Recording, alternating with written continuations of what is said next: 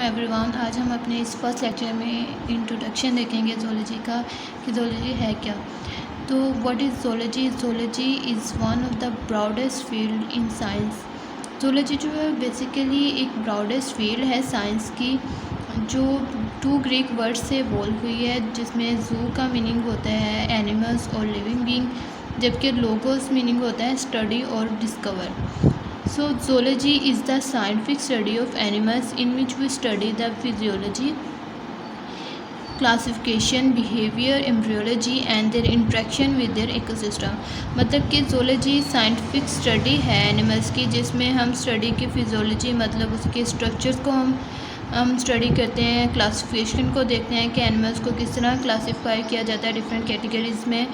इसके अलावा उसके बिहेवियर को देखते हैं कि आपस में एनिमल्स का बिहेवियर कैसा है। और एम्ब्रियोलॉजी कहते हैं स्टडी ऑफ एम्ब्रियो, मतलब एनिमल्स की एम्ब्रियोलॉजी मतलब स्टडी ऑफ एम्ब्रियो से डेवलपमेंट, फुल फर्टिलाइजेशन और डेवलपमेंट जो है उसको हम डिस्कस करते हैं इसमें।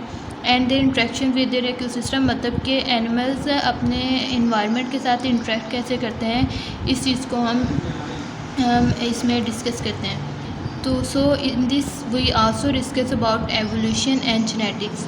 एवोल्यूशन और जेनेटिक्स को भी हम ज़ूलॉजी में देखते हैं कि एनिमल्स जो हैं कैसे इवॉल्व हुए हैं और उनमें जेनेटिक्स का क्या कॉन्सेप्ट है वो भी हम स्टडी करते हैं ज़ूलॉजी में। सो नेक्स्ट आज हम एवोल्यूशन को देखेंगे कि एवोल्यूशन है क्या।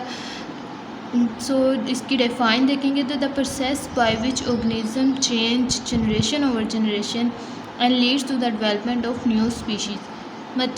मतलब कि एक ऐसा प्रोसेस है जिसमें ऑर्गेनिज्म जो है with the passage of time अपने चेंजेस लाते हैं अपने डेवलपमेंट में, जिसकी वजह से जीन्स में चेंजेस आती हैं, जेनेटिक मेकअप चेंज होता है और न्यू स्पीशीज़ जो हैं वो इवॉल्व होती हैं। It is the most important concept in biology which explain how all life on earth is connected. ये एक इम्पोर्टेंट कंसेप्ट है बियोलॉजी में, क्योंकि एवोल्यूशन जो है वो एक्सप्लेन करता है कि ज़मीन पर जितनी भी लाइफ है वो आपस में किस तरह कनेक्टेड है। नेक्स्ट हम इसको देखेंगे कि थेरीज़ कौन कौन सी थी एवोल्यूशन में जो ज़ूलॉजिस्ट ने एक्सप्लेन की हैं। वो डिफरेंट थेरीज थी, जिसमें हमारे पास फर्स्ट है Lamarck theory, second one is Darwin theory and third one is Mendelian theory. आज हम इस लेक्चर में लमार्क थेरी को डिस्कस करेंगे। तो लमार्क थेरी ऑफ एवोल्यूशन क्या है कि लमार्क जो है वो फ्रेंच ज़ूलॉजिस्ट था जिसने सबसे पहले ये एवोल्यूशन का कॉन्सेप्ट जो है वो दिया था। उसका मानना ये था कि जो स्पीशीज़ हैं वो हमेशा कांस्टेंट नहीं रहती, मतलब कि उनके अंदर चेंजेस आती रहती हैं with the passage of time. और जो एग्जिस्टिंग स्पीशीज़ जिस वक्त पाई जाती हैं वो ड्राइव हुई होती हैं अपने प्री एग्जिस्टिंग फॉर्म, जो अपने इंसेस्टर फॉर्म होती हैं उनसे ड्राइव होती हैं। उसका ये बिलीव था। नेक्स्ट उसने इसकी बेस पर जो है कि थेरी एक्सप्लेन की थी अर्ली 18th सेंचुरी में, जो वाइडली एक्सेप्टेड थी। जो वो थेरी क्या थी? Theory of inheritance of acquired characteristic. इस थेरी में उसने कहा था कि जो ऑर्गेनिज्म में चेंजेस आती हैं वो on the basis of need है। On the basis of need कैसे है ये उसने अपने आगे नेक्स्ट कॉन्सेप्ट में एक्सप्लेन किया है। तो वो कॉन्सेप्ट क्या है? उसने 2 कॉन्सेप्ट बेसिकली दिए थे, जिसमें फ़र्स्ट हमारे पास है यूज़ एंड मिस यूज़।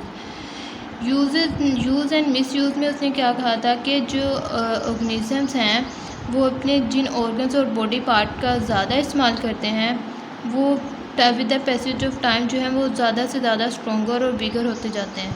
मतलब कि वो अपने जिस भी बॉडी पार्ट का ज़्यादा इस्तेमाल कर रहे हैं, चाहे वो अपने आर्म का ज़्यादा इस्तेमाल कर रहे हैं या नेक का इस्तेमाल कर रहे हैं या किसी भी और ऑर्गन या बॉडी पार्ट का इस्तेमाल कर रहे हैं, वो with the passage of time stronger से स्ट्रॉन्गर होते जाते हैं। दूसरा उसने कहा था कि वो बॉडी पार्ट्स और ऑर्गन्स जिनका वो इस्तेमाल बहुत कम करते हैं, ऑर्गेनिज्म बहुत कम करते हैं, वो वीकन होते हैं, वीक होते जाते हैं और with the passage of time वो डिसअपीयर भी हो जाते हैं। उसने ये अपने एग्जांपल से एक्सप्लेन किया था। उसने एक्सपेरिमेंट किया था कि जो ग्राफी जो होते हैं उनकी जो नेक है वो with the passage of time longer होती गई, क्योंकि वो उसका इस्तेमाल ज़्यादा करते थे टू रीच हाई लीव्स। मतलब खुराक अपनी हासिल करने के लिए जो ग्राफिज है उन्होंने अपना नेक का वो ज़्यादा से ज़्यादा इस्तेमाल किया, जिसकी वजह से वो लॉन्गर होती गई। इस पिक्चर में हम देख रहे हैं कि जो फर्स्ट जब स्टार्ट में जो ग्राफी थे उनकी नेक जो है वो उसका साइज़ बहुत स्मॉल था, क्योंकि जो वो प्लांट्स और खुराक जो लेते थे वो बॉटम एरिया मतलब बिल्कुल अर्थ की सरफेस से जो है वो ग्रास जो खाते थे। जब ज़मीन पर वो सरफेस पर जो है वो खुराक का कम होना शुरू हुई, तो उन्हें ट्रीज़ से अपनी खुराक हासिल करना शुरू कर दी। तो स्टार में उन्होंने लोअर ब्रांचेस में खाना शुरू कर दी ट्रीज़ की, जिसकी वजह से उनकी नेक में जो है स्ट्रेच होना शुरू हुई। आहिस्ता आहिस्ता उन्होंने अपर ब्रांचेस को खाना शुरू किया, तो उनकी नेक में और स्ट्रेचिंग हुई। स्ट्रेचिंग होते हुए with the passage of time उनकी नेक जो है वो बहुत ज़्यादा लंबी होगी।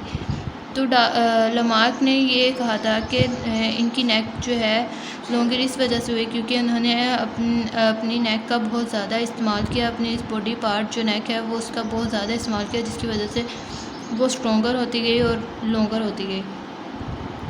तो इस एग्जांपल से उन्होंने अपने उसका miss and use and miss use के कॉन्सेप्ट को एक्सप्लेन किया था। नेक्स्ट उसका उनका दूसरा कॉन्सेप्ट जो दिया था वो ये था कि इनहेरिटेंस ऑफ एक्वायर्ड ट्रेड्स। वो कह रहे थे कि जो एक्वायर्ड ट्रेड्स हैं वो जो है ऑर्गेनिज़म से एक ऑर्गेनिज़म से उनके ऑफस्प्रिंग में ट्रांसफ़र होते रहते हैं। उन्होंने एग्जांपल में ये कहा कि लाइक कि एक ब्लैक स्मिथ है। ब्लैक स्मिथ कहते हैं लोहार को, जो लोहे के बर्तन वगैरह या चीज़ें में बनाते हैं उनको ब्लैक स्मिथ कहते हैं। कि वो अपने वर्क का मतलब अपने काम में अपने आम मसल जो होते हैं उनका बहुत ज़्यादा इस्तेमाल करते थे, इसलिए वो बहुत ज़्यादा उनके मसल जो है वो स्ट्रॉन्ग हो गए। तो अब उन्होंने ये कहा कि जब उनकी नेक्स्ट ऑफस्प्रिंग होंगे, चिल्ड्रंस होंगे, उनमें भी जो है वो बाय बर्थ ही जो है वो उनके आर्म मसल जो वो बहुत ज़्यादा स्ट्रॉन्ग होंगे, जबकि ऐसा नहीं है, क्योंकि एक्वायर्ड ट्रेड्स वो ट्रेड्स होते हैं जो इनहेरिटेड ना हो, मतलब कि पेरेंट्स से ऑफस्प्रिंग में ट्रांसफ़र ना हो। उन ट्रेड्स को हम एक्वायर्ड ट्रेड्स कहते हैं। ये वो ट्रेड्स होते हैं जो हमारे लाइफ के टाइम ड्यूरिंग लाइफ टाइम किसी भी इंजरीज़ की वजह से हमारे फिज़िकल बॉडी पार्ट्स में जो चेंजेस आती हैं, लाइक अगर किसी का एक्सीडेंट हो जाए तो उनकी अगर आर्म या उनका हैंड जो है वो कट हो जाए, तो वो फिज़िकली उनके जो चेंजेस आती हैं उनको हम एक्वायर्ड ट्रेड्स कहते हैं। वो उनके ऑफस्प्रिंग में ट्रांसफ़र नहीं होंगे क्योंकि वो उनकी जेनेटिक्स मतलब उनके जीन्स में नहीं है, बल्कि बाय इंसिडेंट एक्सीडेंटली उनके जो है वो हैंड जो है वो कट हुआ, जिसकी वजह से उनके जो फिज़िकली चेंजेस आए हैं, मगर वो उनके नेक्स्ट ऑफस्प्रिंग में ट्रांसफ़र नहीं होंगी वो ट्रेड्स। नेक्स्ट हम देखेंगे कि जो लमार्क थ्योरी है उस पर क्रिटिसिजम्स क्या थी कि साइंटिस्ट ने उन पर क्रिटिसाइज़ किया कि उनकी थ्योरी में ये जो हैं बातें हैं जिसकी वजह से उनकी थ्योरी जो है एक्सेप्टेड नहीं हुई। फर्स्ट उन्होंने कहा था no genetic evidence. Different zoologist scientist ने कहा कि लमार्क ने अपनी थ्योरी में डीएनए और जीन्स का कोई कंसेप्ट नहीं एक्सप्लेन किया, जिसकी बेस पर जो है वो इनहेरिटेंस होती है। मतलब जीन्स और डीएनए ही की बेस पर जो है हम इनहेरिटेंस देखते हैं कि पेरेंट्स ऑफस्प्रिंग में जो ट्रेड्स ट्रांसफ़र होते हैं वो डीएनए और जीन्स की बेस पर होते हैं, मगर लमार्क ने ऐसा कुछ भी अपनी थ्योरी में एक्सप्लेन नहीं किया था, जिसकी वजह से उनकी थ्योरी रिजेक्ट हो गई थी। सेकंड वन है कि acquired traits are not inherited. दूसरी उन्होंने कहा कि एक्वायर्ड ट्रेड, जैसे मैंने ऊपर बताया आपको कि एक्वायर्ड ट्रेड्स तो वो ट्रेड्स होते हैं जो इनहेरिटेड ही नहीं होते। तो लमार्क ने अपनी थ्योरी में ये कैसे कहा कि वो पेरेंट्स ऑफस्प्रिंग में ट्रांसफ़र होंगे, जैसे ब्लैक स्मिथ की उन्होंने कहा कि उनके आर्म मसल अगर स्ट्रॉन्ग है तो नेक्स्ट उनकी ऑफस्प्रिंग में उनके आर्म मसल भी बाय बर्थ ही स्ट्रॉन्ग होंगे। ऐसा कैसे? तो इस वजह से भी उनकी थ्योरी रिजेक्ट हुई थी कि ऐसा नहीं है कि एक्वायर्ड ट्रेड्स जो इनहेरिटेड हों।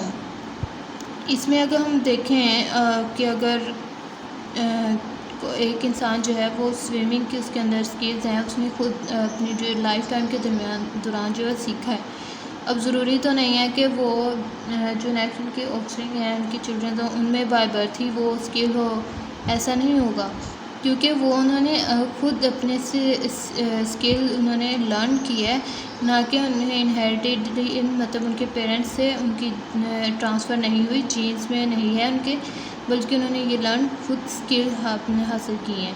इससे नेक्स्ट उनके चिल्ड्रंस और ऑफस्प्रिंग जो होंगे उनमें ये स्किल ट्रांसफ़र नहीं होगी, बल्कि वो करैक्टर्स और ट्रेड्स ऑफस्प्रिंग से पेरेंट्स से ऑफस्प्रिंग में ट्रांसफ़र होते हैं जो इनहेरिटेड हों, like eye colour, hair colour या फिर स्किन कलर, या फिर ब्लड का जो टाइप होती है कि कौन सा ब्लड टाइप है, वो पेरेंट्स से जो है वो ऑफस्प्रिंग में ट्रांसफ़र होते हैं, उनको हम इनहेरिटेड ट्रेड्स कहते हैं, जबकि एक्वायर्ड ट्रेड्स जो हैं वो इनहेरिटेड नहीं होते।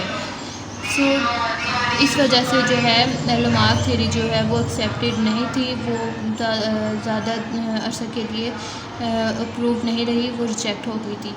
नेक्स्ट हम अपने नेक्स्ट लेक्चर में जो है वो डार्विन थ्योरी को एक्सप्लेन करेंगे, जिन्होंने इस थ्योरी को भी रिजेक्ट किया था कि किस बेसिस पे किया था, वो हम एक्सप्लेन करेंगे।